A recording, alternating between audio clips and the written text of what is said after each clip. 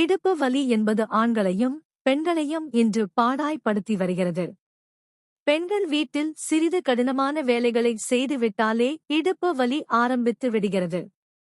குனிந்தால் நிமிர முடியவில்லை என்ற பிரச்சனையும் ஏற்பட்டு விடுகிறது. ஆண்களுக்கும் அதிகமான நேரம் வாகனங்களை ஓட்டும் பொழுது இடுப்பு வலி ஏற்படுகிறது.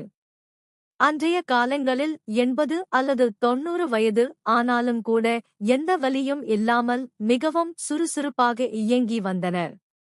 ஆனால் இந்த காலகட்டத்தில் இளம் வயதிலேயே இடுப்பு வலி, கால் வலி, மூட்டு வலி என பலவிதமான வலிகள் ஏற்பட்டு விடுகிறது. இதற்கு முக்கியமான காரணம் நமது உணவு முறைதான். இந்த இடுப்பு வலிக்கு ஒரு நல்ல மருந்தாகவும் வலுவை தரக்கூடியதாகவும் இருப்பது நாம் பயன்படுத்தக்கூடிய உளுந்துதான்.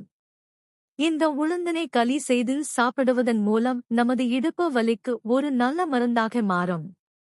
வெள்ளை உளுந்தை காட்டிலும் கருப்பு உளுந்து மிகுந்த சத்துக்கள் நிறைந்தது.